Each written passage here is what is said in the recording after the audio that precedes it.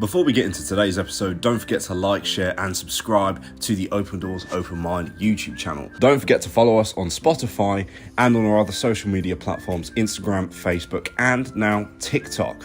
Links to all will be in the description below. But without further ado, let's watch the episode.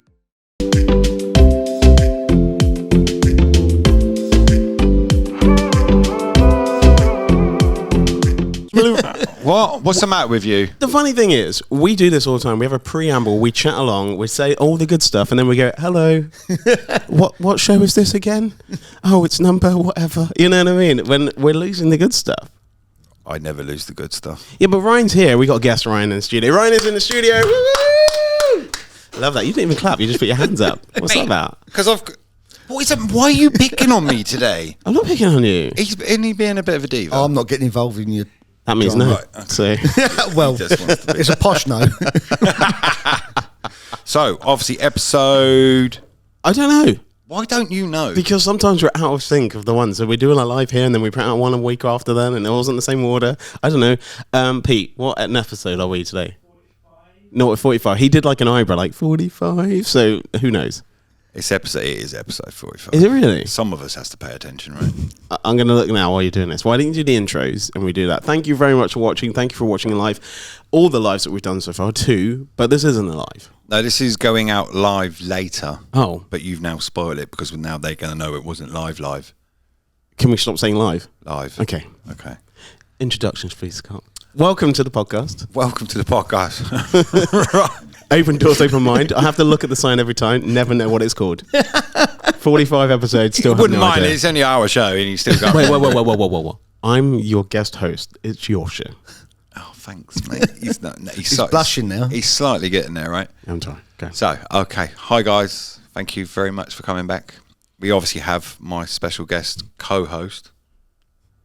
You forgot my name. Daniel. Oh, you can tell it's going to be one of them podcasts today, right? Yeah, that's fine. Carry on. And obviously we have Ryan. So. What an introduction. hang on. Go on. This is where, he's being a right little diva today. Normally he would have stepped in and said, the book and this. So are you making me do all the work today? Yeah. Okay, thanks. Let's jump in. Were you planning the next trip? Where you going? Yep, right now. Okay. No, actually, if you look, I'm actually looking at our... Oh, you are actually doing that? Yeah. Okay. So. Here we go. Obviously, we thought he found us, but we found him. Yeah, tell us about that. So what happened? How were you here? What's going on? Obviously, a couple of weeks ago, you guys followed me. I was like, wow, I hadn't seen you before. So obviously followed you back and I just thought I'd throw over a message, see if I can come on your podcast because I like going out, talking about my book and just share my story. And it's kind of gone from there. You know, you guys accepted and here I am. That's how it works, isn't it? That's exactly. See, guys, that's how simple it is. Even if we add you or you add us, obviously, if you want to speak about your mental health and your story and come on, it's as easy as that. You reach out, you get to come on. Simple. Riding the Storm. This is your book. Yes. Did you ever think you were gonna write a book? That's a in your life, and you go back to school and we're like, guess what I'm gonna do? I'm gonna write a book. They're like, no, you're not. Because I always say I'm gonna write a book. Of course you are. It's still all over the place. It's never entered my mind for years. And what was the turning point for you? Because obviously this is going to get into what it is all about. But what was the reasoning that you thought, do you know what, I'm going to write this stuff down and hopefully it might be able to help some other people? It was basically when I was diagnosed with a mental illness. I got borderline personality disorder and I was going through group therapy. And as I was talking there and meeting other people with the same disorder, that it just went from there. I just thought, you know what, I like talking about it. Why don't I write it down? So I tried writing it myself at first, but I found it so hard because my mind and my hands and that don't go the same speed. So I found a ghostwriter online and she came around my house once a month and just sat there recording me talking, then went away and put it into order and it went like that. It took about 3 years to write. That's not bad. But yeah, it was worth it. I thoroughly enjoyed the process. It was hard talking about stuff that I kind of put to the back of my mind and I thought I dealt with, but writing it down and getting it down like this, I kind of put everything in my control now. So I know... You're in control of the narrative. Yeah. I know when it's okay to talk about it, and if I'm not having a good day, I haven't got to talk about it or deal with it and that. So yeah, it's my control now. So obviously with obviously a question I had, because obviously I've done the group therapy. How did you actually find that? Because how did you find it? What, me personally find it? Yeah, so obviously the group therapy, I've tried it and it wasn't for me. I loved it. Okay. I really did. Because before then, I felt like I was the only one in the world that felt the way I did. So going to group therapy and listen to other people's stories and the way they look at the world and see the world and things like that, I was like, wow, I feel exactly the same as you. So I'm not alone. I feel like I'm part of a different community where I always felt like I was on my own. So for me, it was, I loved it. Perhaps it was just because I was in that point of my journey that I was ready to embrace it when some people aren't. Mm-hmm. So like you said that you tried it and didn't enjoy it, but then if you ever tried it again, you might have a different perspective on it. You might be the right time for you to embrace it. I suppose, thinking about what you just said, I suppose you, at the very beginning, obviously we did is it CBT? Yeah. So obviously I did that and they did the group one. And I suppose just thinking about what you just said, I don't think I was ready for it. No. I think I wasn't far enough along on my journey to accept. It just really, I don't know, when I did it, it was like, okay, well, you're the same as me, but I still feel alone. I still felt isolated. Telling some of the stuff that had obviously happened and all the rest of it, it was, I suppose, I wasn't already at that point in my journey to tell everybody this is what happened. But no, I don't know. I might give it a go. Was it that you weren't okay being vulnerable in front of other people? So you've gone and done therapy when it's just you and another person, but when there's other people in there, are you sort of judging, be like, well, your problem is worse than mine, or my problem is worse than yours? Because I've never done it, so I have no idea. Some of them, I got angry in a lot of them. It's most of mine. It's like some of the people that was with PTSD. It was like, you're not even like slightly. If I only had what you had, I'd be fine. And I got angry that sometimes I was worried about some of the people in the group because even like watching, like I said before, like Peaky Blinders, certain things that I were doing, it would trigger me. So obviously me telling my story, even with my therapist, I wouldn't open up to her unless she had a therapist that she could go to about some of like the CCTV or that sort of stuff we went through. It just made me a little bit angry. The group thing I didn't say it can't work for everyone. It just, for me, it just like, what? But maybe Ryan's right that you didn't give it enough time or chance. And the element is like, first time you have, sound bougie, but first time you have oysters. You know what I mean? Like, what's this? Or an olive. You know what I mean? Like, but after a while, you kind of climatize and you kind of get used to stuff and how things are, and you find, your place in that group instead of just being the outsider, and that's where I think you may sort of be a bit of so an how outsider. long after you were diagnosed did you do the group? In a couple of weeks, to be honest. I was quite lucky in the fact that I got on the course. Oh wow. It was only by the off chance. There was a hospital near where we lived which got a mental health section, and my mum called them to see if they could have a look at me and talk to me. It was and talking to this lady doctor, she said, I think you got borderline personality disorder. And I never heard that before. So I went away, done the worst thing, Googled it.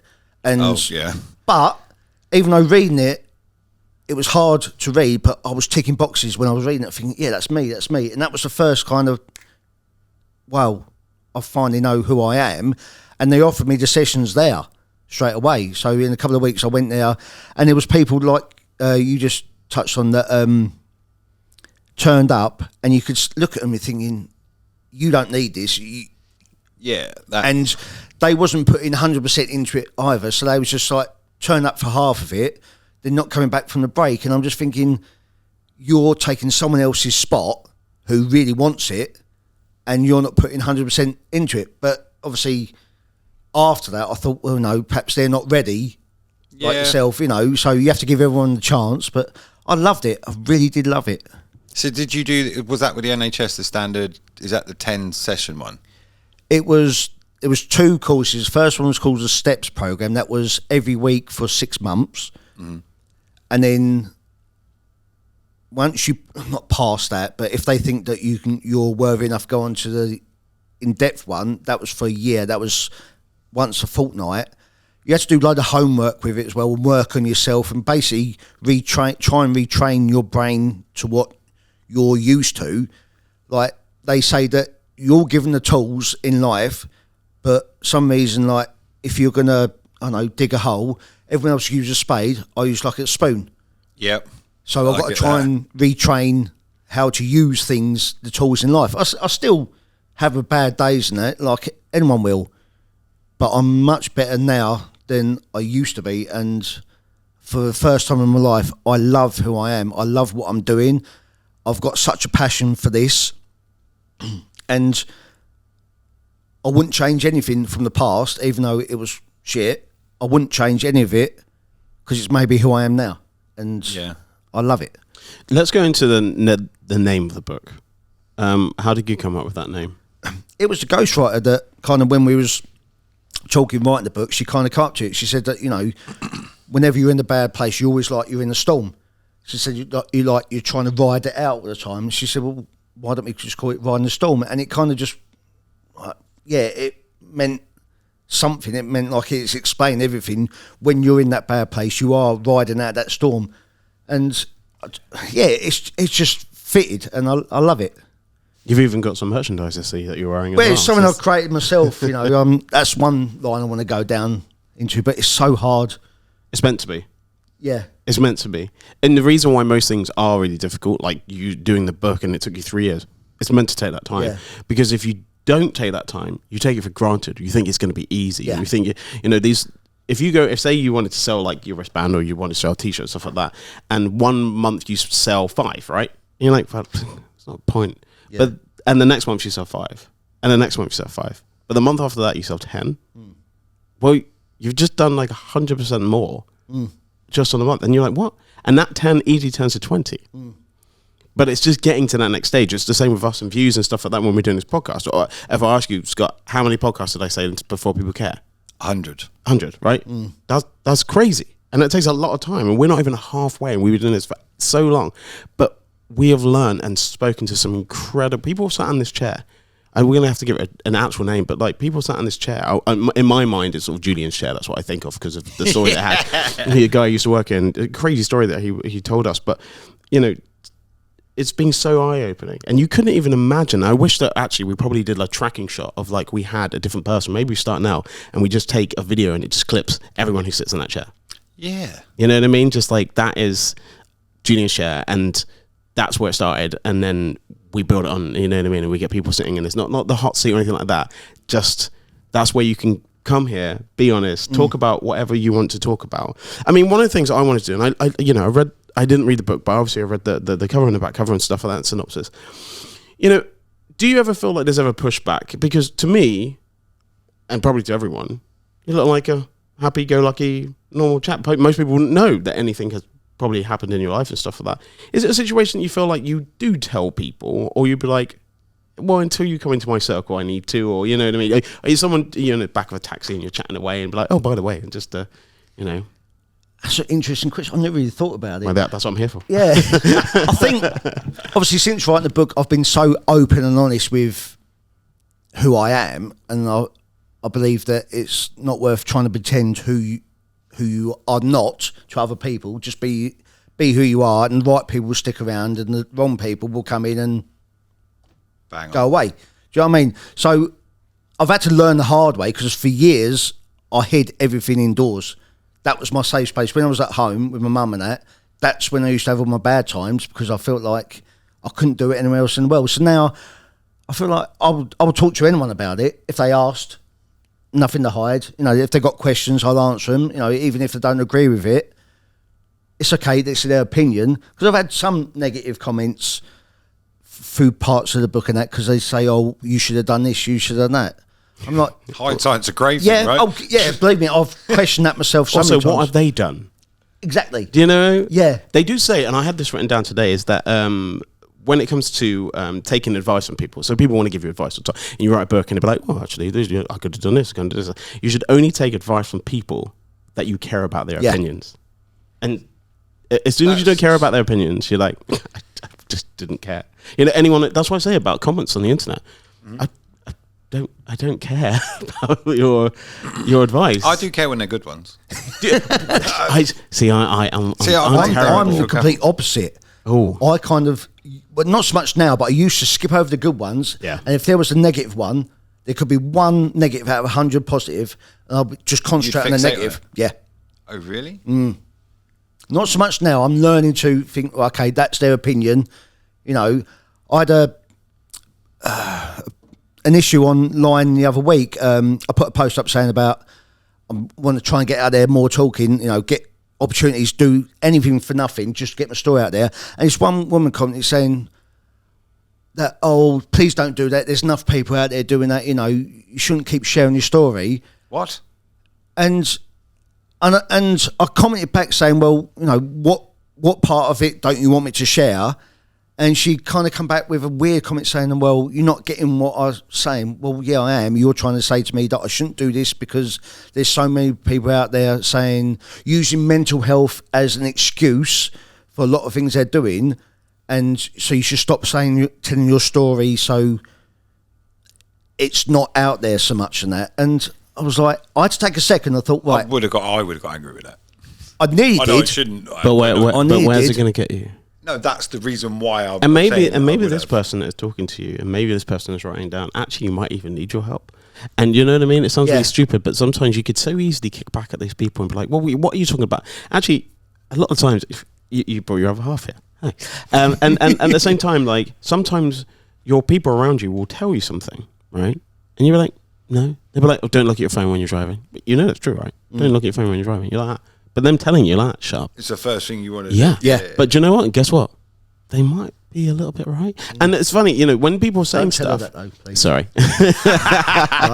But I'm all about, and Scott knows this anyway, I'm all about pushback. I'm all about that situation. I'm all about learning because, you know, I can guarantee since when did you write this book? When did you? That was 2019 it came out. So 2019. So we're going to say sort of 4 years ago.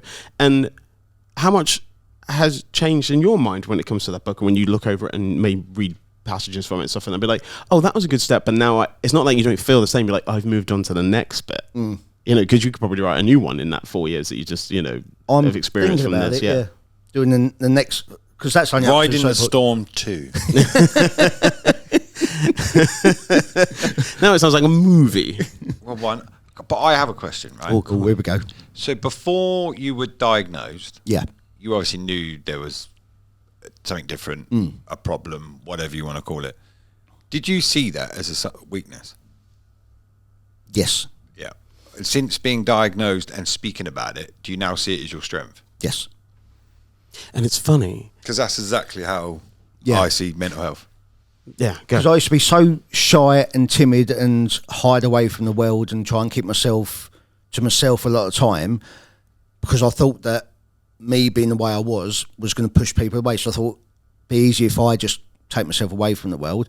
But now learning, obviously, who I am and what my strengths are and that, I know I was talking to my fiance this morning about it, you know, I'm so empathetic, you know, I can spot people's feelings before they can even see it themselves just by looking at their face or, you know, their body language and that. And I know I'm so caring and so open and honest and will be there to give love and support to anyone else. And that is since becoming, obviously, getting my diagnosis and learning and embracing who I am, I've just got so much love and power to give to anyone. And yeah. So how long have you been diagnosed then? That was back in 2016, I think I was diagnosed, yeah. So you've lived without a diagnosis. Yeah. I just thought I was an angry kid all the time. I just thought that was me. So is that your bad day then? What is, if you don't mind me asking, what is a bad day for you? It could trigger out of anything. Anything like small to you could be massive to me, like, you know, dropping a cup. Simple, but for me, I'd worry about that and stress myself out, or I'd be like, that's it, you know, this world is not meant to let me be happy and that, and I'll make such a massive thing out of it, then I'll start hitting myself. That's one of the side effects that I have, is I do hit myself. Not so much now, but when I was a kid, I used to really, out of stress and anger, just punch myself in the face and chest and that, Because you want to feel. Yeah, it's kind of a form of self-harm, isn't it? Yeah, it was kind of like I got all this internal suffering and pain inside. I needed to put it into external form, so it went away. So that was the only way I could think of at the time of that. And when I'm having a bad day now, I will go to that at the extreme. It takes a lot for me to get there, but I don't go as bad these days. Like, is that because you've learnt like the tools and bits and pieces and how to... and obviously just getting older as a human being as well. Do you know what I mean? You just living through or experiencing that, you just learn all the lessons and the trigger signs and things like that. You just learn as you go.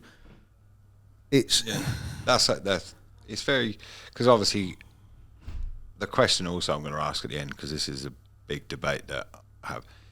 So obviously I've asked this, Craig, you know where I'm going with this. I do. Do you think mental health is curable? No. I don't think it's curable. I think it's manageable. Yeah. If we had the button for that. I just want to tell you this. I don't think it'd ever be curable, but there's tools and programs out there that can make it easier for a person, but they're still going to have their bad days. They're still going to have their issues in life. Mm-hmm. But I think if mental health was more accepted in the world and not so much stigmatised, then I think half the problems would go away for people. Do you know what I mean? But I don't think, you couldn't cure it. I'm on medication, but that's just to bring me down. Mm-hmm. That's not to cure it. No, it's but the medication, the tools, the knowledge, education, podcasts like this, that's what was made me a little bit funny about when that woman knows you should stop saying, because the more people it becomes, I don't want to use the word norm, or it's understood by people. Yeah. But if everyone's truly honest, every person has a good day and bad day, right? Yeah. It all depends with certain levels, like your disorder, mine, and bits different. It all depends how you react to it, right? And that's what I was trying to get to. That all that time ago, I think mental health is manageable. That it can be used as a positive. Yeah. Because you've learned, you've had your dark days, you're on that journey, that it's a strength. And if you use your mental health when you are having a bad day and you turn it into a strength, you'll go further in life. That's how I feel. I think like I've come further by embracing that. I don't see it as a weakness. This is who I am. But do you believe that? Now, yeah. 100%? 100%. I believe this is... if you would ask me on a very bad day, no. You don't think there's sometimes with some people, like if you saw like, I don't know, you saw your dad cry more or whatever, like you, not to say that you think your dad's weak or anything, but just you were like, you don't do that. No, I still, but mental health, I don't think I would have, if you'd asked me probably 6-7 years ago, I would say it was 100% weak. It's only now do I realise, I think I'm still mean. Also age, education, stuff like that. You don't realise what the next person I could have had a normal conversation with you, but I don't know what happened with you 2-3 hours for, what you were thinking, how you were feeling, and that's what I think the whole world is so self-absorbed in their own bullshit that they forget what the next person's or could have gone through. No one cares about anyone else's problem more than their own, though. No. That's the thing. Like we care about fixing ourselves more than we try and say, oh no, well make sure you're okay. Like that's kind of true, and that can kind of make us feel better if someone else feels better. But you just get left behind if you keep on trying to fix everyone else. Like you have to, self-care is the first thing you're going to have to do. Yeah. I was going to ask you a question actually. Do you reckon that, and this could be for you too, Scott? Do you reckon God, it sounds like biblical, but I don't mean it to sound this way. But like had to suffer to maybe go and help others, you know what I mean, which just puts my other argument in a different place, but like you had to go through this and some higher power being whatever is just like, yeah, you'll get through it, and then you need to go and help and tell everyone else, because it sounds like a bit of prophecy, doesn't it? Like but it simple answer, yes. I've said this to fiancé and other people. I feel like I was meant to go on this journey, to go through that shit, to be who I am now, to be the voice for someone that needs it, right? That's truly I believe I'm the voice for the voiceless, because there's so many people out there who are not in that right place to talk about it, and feel like if I open up about my experiences, obviously what happened in my childhood plus the mental health, everyone else going through that thinking, well, if he can get up and speak about it and turn it around, so can I. I'm hoping that that's what would happen. That's the idea of Yeah. what we're doing, right? Yeah. Because I think if there was more talked about when you were younger about your disorders, all the different stuff in mental health, and it was more accepted, you would completely been on a different path, Yeah. right? As in, because you were doing that, like you did the Google, that's me, yep. But if people were talking about it, you can relate. Like when you went to the group, you related. Yeah. I'm not alone. I haven't got to hide away from the world because there's something wrong with me. And that's kind of where I did. I just see it as like as a weakness, and don't tell anybody that you're having these bad days. Don't tell anybody that. I used to call myself, am I going crazy? Am I? Oh, no, that can't be right. Surely I shouldn't be having thoughts like that. And I always thought, well, you can't tell anyone because it wasn't talked about. And now, if I walked into the gym and said to somebody, I got PTSD, they wouldn't go, oh my God, you need to lock him away, he's a bit crazy. Like back in, now it's like, all right, okay. Well, But that's not that long ago that changed. Cause no, but beforehand, it's happening. Yeah, no. like 10 years ago, I'd be like, shut up. Exactly. Yeah. But I reckon even before COVID, I think COVID in one way, yes, it destroyed the world, but with mental health wise, for people to be accepted, because I think a lot more people have suffered through COVID. Yeah. And basically have gone to get, oh, hang on, so-and-so's suffering the same It's thing. made them look at themselves more because obviously they had to because they couldn't go out in the world, so you was at home all the time, and especially if you was on your own. Can't distract yourself. No. Yep. And I loved lockdown. For the first time, I actually loved being on my own, and I loved my own company for the first time in a long time, and I embraced it. Is that because you knew you had the tools around you to... I think before that, I used to try and surround myself with people to get that affirmation in life because I felt like that was the only way it was going to make me happy, is to be either in a relationship or a friendship. And I thought that was the only way that I was going to be accepted in this world. So being put in that position where there was no choice of being in a relationship or friendship, okay, online you could, but not physical, I had to look at myself and just deal with me for the first time. And it was hard, but I loved it. I embraced it. I loved being on my own. I had a lot of negatives and a lot of positives in that. So there's certain things like being close to my kids that obviously if COVID hadn't happened, I don't know if I would be as close as I am to with them today now, because it made me stop. But like I said, you stopped. You couldn't go to the rest of that world. Yeah. It was in front of me. I was all, shit, I don't actually really... I thought I knew you as a person. You're completely different. And obviously they've seen my journey. And the thing that I'm very surprised about is that even my own kids didn't judge me of my mental health. Even though there's older adults that are telling them, you know, he's said this. And yes, I did. I had a mental health breakdown. But they don't see that as a weakness. It is, yes, Dad, it's happened. And I think the kids are a lot more resilient than you think. They just love you. Oh, thanks. That's, I've guaranteed if you said that, they'd be like, no. of course not. Why would they tell you? They're not going to tell you. They just, every day it doesn't make a difference. That's how they feel. So if there's a time that Dad's not in a good place, they're like, one of them, because you've got 4 of the lovely cherubs, one of them would be like, go on, you do it. I'm like, are you okay? And it's just not like the others don't want it. That, do you have an element of that they kind of can share, like balancing of parents and stuff like that, because they're going through a lot of stuff too. And I've met them, and well, a few of them anyway, and just the way that they were around you, and like you have created like a bunch of good kids, to be honest. And even though they do drive you, the first thing you told me was like, they kept on bugging me about an Easter egg. I was like, yeah, they're fine. You know what I mean? If that is what is annoying you, and that's, you know, and the little pranks you play and stuff like that, people would wish they had that kind of upbringing. And you know, you're going to go, I'm going to lead into this, but you talked about some stuff that happened in your childhood. I'm assuming it's in the book and stuff, but like if you had a different childhood, do you reckon it would have been different?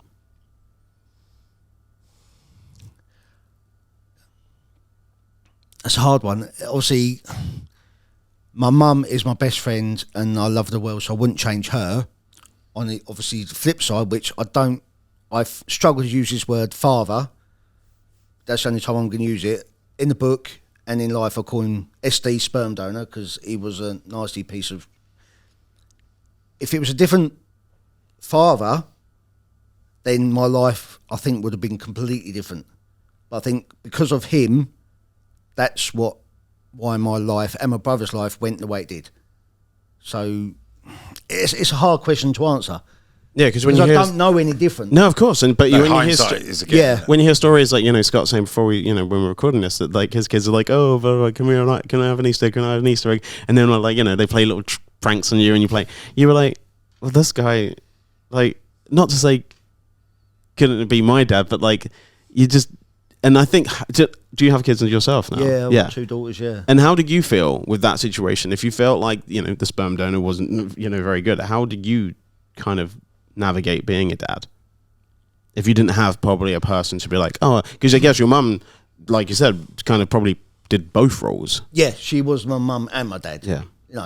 I think I always went into it like, if I do everything that he didn't do, then I'll be a better dad already. Yeah.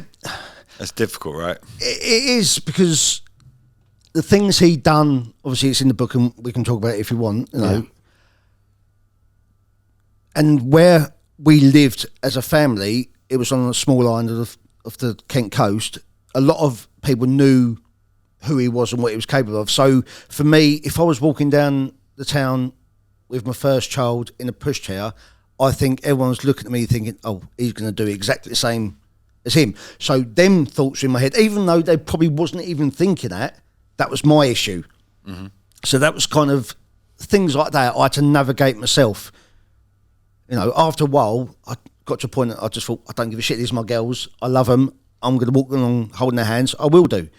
But for a while, I questioned what everyone else was thinking, and I just assumed that they were thinking, well, this Like happened to father, him. like son, right? Yeah.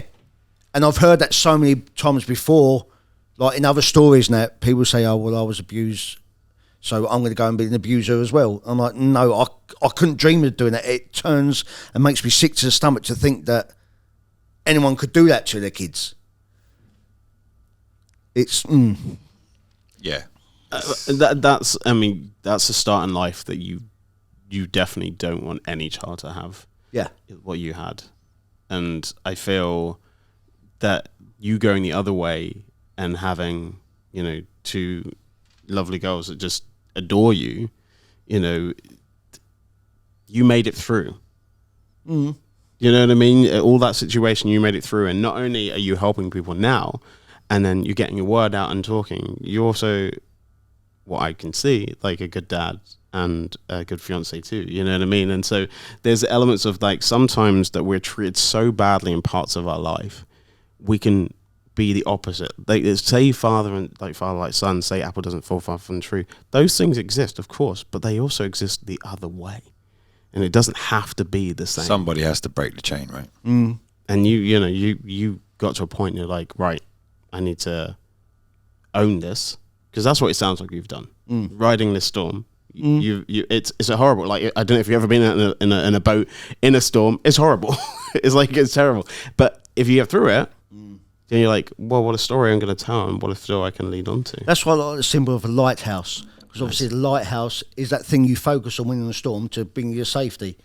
So I feel like sometimes I'm a lighthouse for myself, because I know how to navigate myself through the storm, even though I don't think it at the time, because when I'm in that dark place, I think, oh, fuck this, I'm just going to give up on that. But I always find my way through. So it's... I like that. I like that terminology. The word the lighthouse. Yeah, that's quite a good... I like that. It's mine, you can't nick it. You see it here first. So, how old are your daughters, if you don't mind saying? They are 17 and 14. Have they read the book? No. That's Yeah, but it's a bit like your kids watching your podcast. That's my ex-wife's decision. Oh, okay. Obviously, because I'm not with the mother of my children, but that's a different subject. Yeah. But Well, ex-wives, that's a whole different podcast. We'll come out with Open Doors, Open Mind, Ex-Wives Club. we have to do one. I'm not going to be here for that one. I'll just sit over there with Luke. It's fine.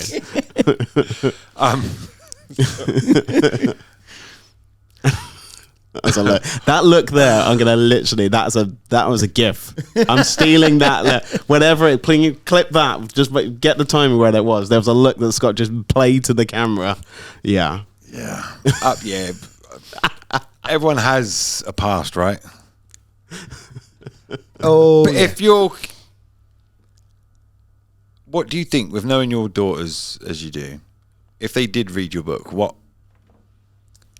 do you think they'd take from it? I don't know. Only because they're who they're with now. Yeah, I know where you're going with that. I'm not slagging her off as a mother because she's done a great job, but there's been times and mental health has been used against me. You said this as well before, haven't you? Like a couple of years ago, I took redundancy from my old job, got a good payout, finished the book, and I went to book a trip for me and my two daughters to go to Euro Disney. Nice. Then it was for the next year. Then a couple months later, I had a bad episode, and my ex-wife said to me, "Do you think it's wise that you take the girls away on your own if you're going to feel like that?" So me thought, okay, I cancelled it, lost the deposit and that. Then a couple of years later, that was used against me, saying, "Oh, you never take the girls away."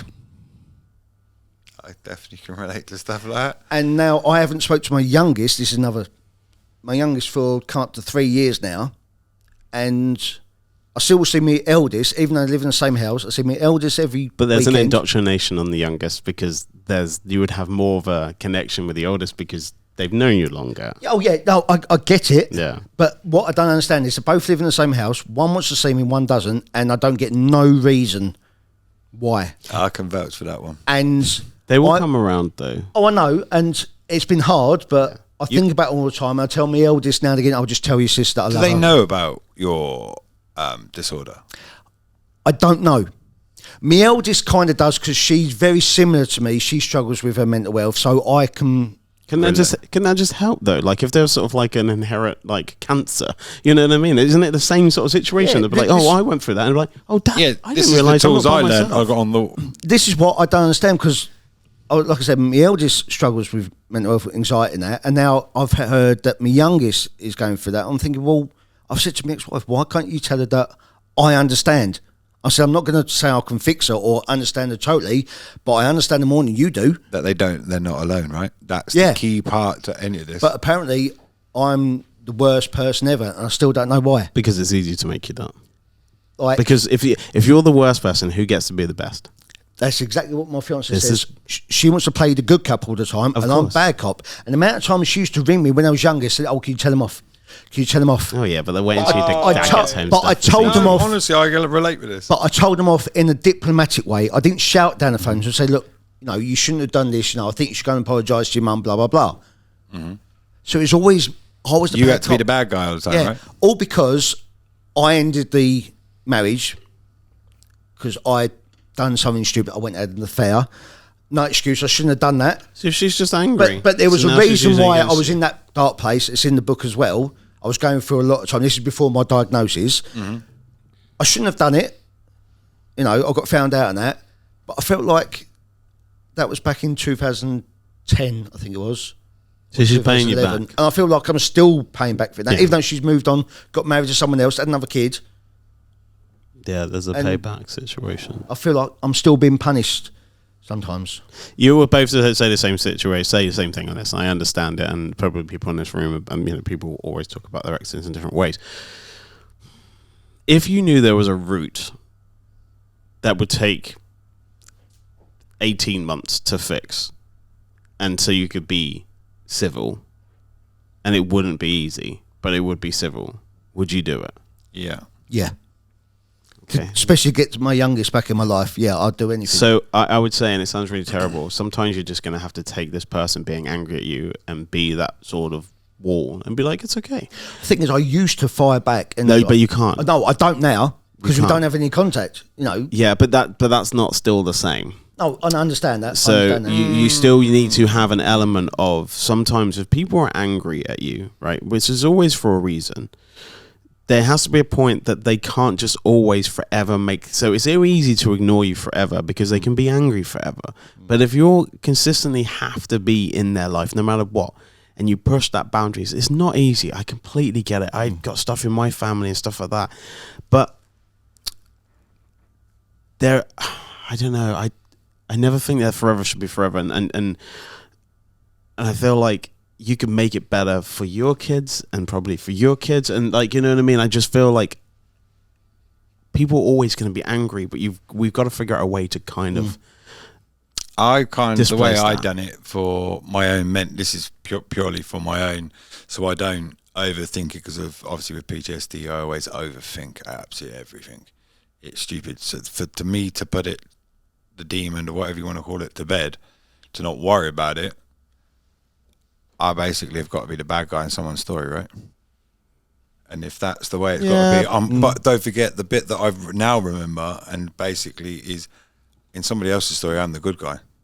Of course, and So that's Balances itself out. balance. Yeah, I always just worried that the crossfire. I don't know if you're from like you've already told us about family, but like the crossfires that happened between mums and dads and families and stuff like that for the kids is just the worst. the kids end up in the middle of it. Definitely, I totally Like agree if you're with both firing arrows at each side, or one's Somebody catching needs it, to stop. one in the middle, the ones in the middle are just kids. Yeah. One of them gets hit, and they not even in a sense in that moment, but in 10 years Yep. time with their own relationships. You know, and a good job. Like, it's nice that you found someone that you know you care about. Because once another thing is, once kids, most of my friends are in second relationships and stuff like that, and there actually is now more love in their life. Yeah. Because they see two people not arguing as much anymore. Yep. You know, there is more love in their life. And then, you know, they've got that. And so there is mum and dad, or, you know, two parents.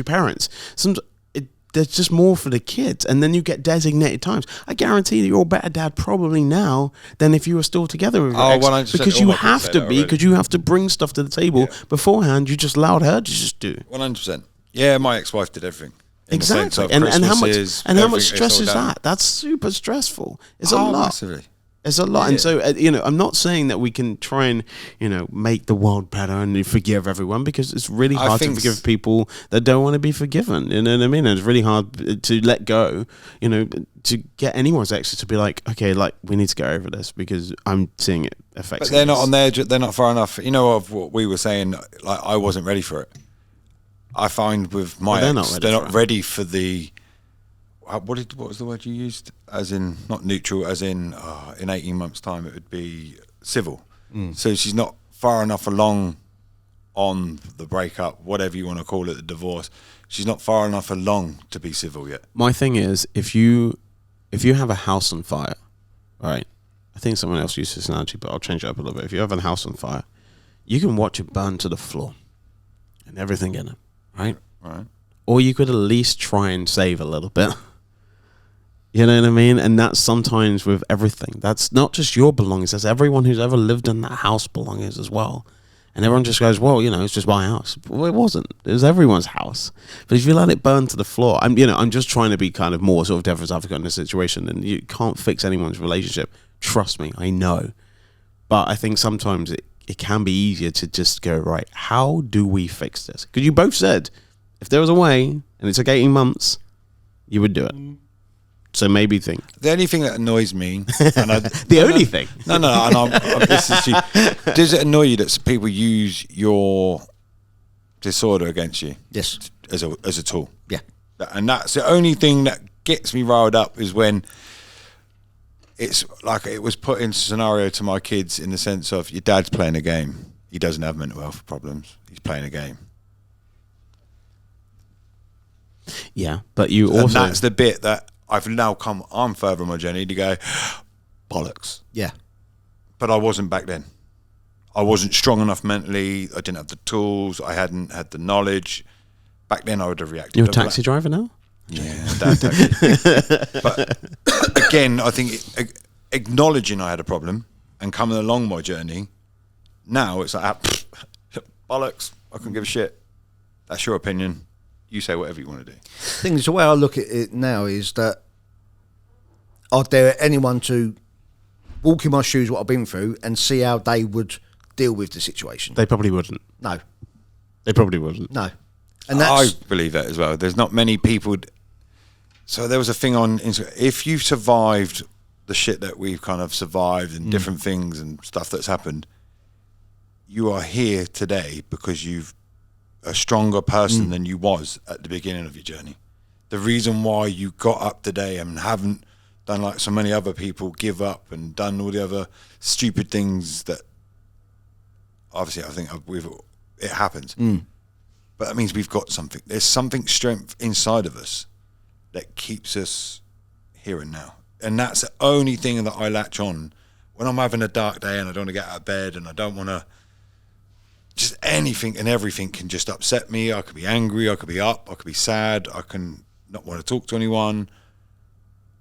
But it's knowing that there will be a good day at some point, and that I can shorten it down by using the tools that I've got and the stuff and the knowledge I've done and worked out what works for me and what hasn't worked for me.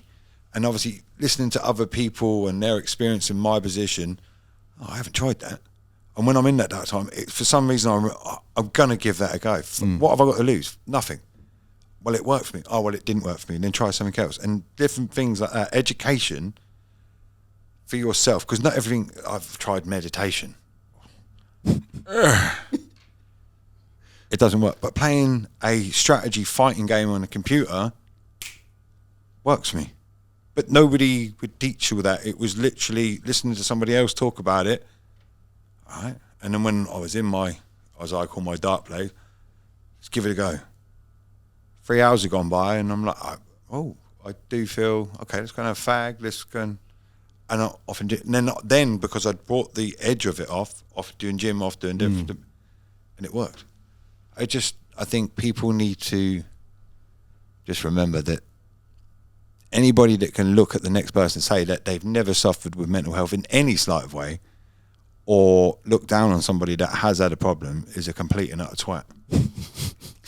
Oh, come on. But anybody in this world that said they've never had, or had, how many people, do you know, well, just off the top of your head, do you know how many people suffer the same thing as you that wasn't there 10 years ago that have now stepped up forward because it's now being spoken about?